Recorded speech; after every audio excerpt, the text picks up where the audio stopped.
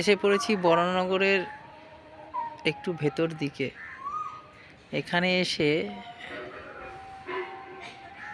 একটা জায়গায় পৌঁছে গেছি। এই রাজাদের নামটা আমি ঠিক সঠিক জানি না, তবে জায়গাটা খুব অসাধারণ। পুরনো বাড়ি, কিছুটা অনেকটাই আর কি রাজাদের না থাকা কারণে বংশধররা ঠিকঠাক মেনটেনেন্স করতে পারেনি বলে বাড়িটার অবস্থা খুব খারাপ। এদিকে সব জমি জমা প্রায় দখল হয়ে গেছে প্রায়। আর অসাধারণ একটি ঠাকুর দালান আছে এই দিকটায়। আর আরেকটা হচ্ছে ঘাট, মন্দির আছে ওপরে, কিন্তু মন্দিরে এখন ওঠা যাবে না।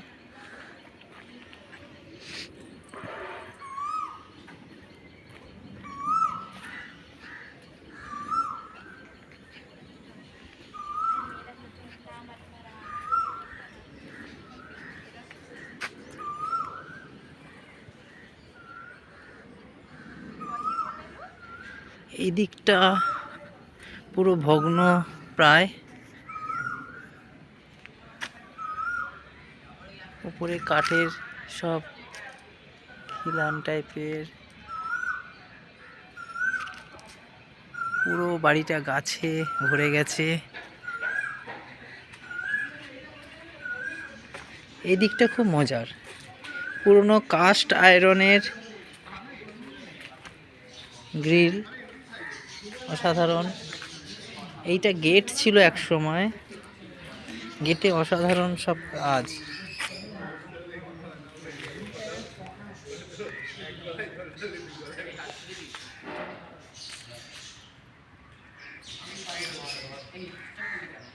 ওপরে রাধা গোবিন্দর মন্দির আছে, সম্ভবত সঠিক কি মন্দির আছে আমি জানি না। শুনলাম ওপরে দোতলায় মন্দির আছে।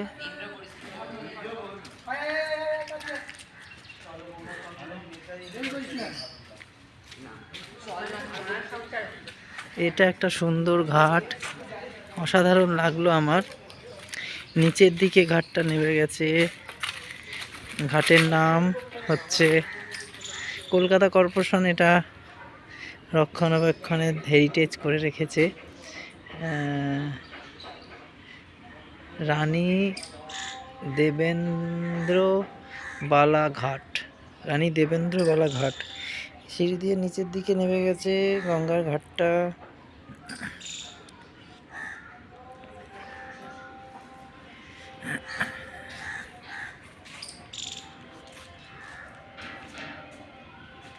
পুরোনো দিনের এই সমস্ত জিনিস দেখতে আমার সত্যি কথা বলতে প্রচণ্ড ভালো লাগে। এখান থেকে গিয়ে ঘাটের ওপরে একটা বসার জায়গা।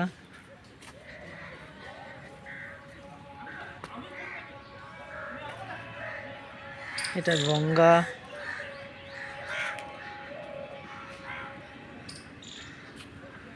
ওদিকে বেলুড় মঠ দেখা যাচ্ছে।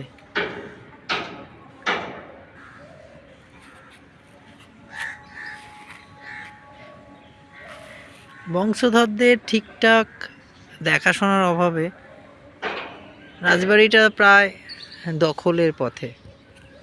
এরকম ঐতিহাসিক বাড়িগুলো যদি সরকার থেকে অধিগ্রহণ করা হয় এবং হেরিটেজ হিসাবে হেরিটেজ স্বীকৃতি দিয়ে যদি এগুলো অন্তপক্ষে রক্ষণাবেক্ষণ করা সম্ভব না হলে দখলমুক্ত করে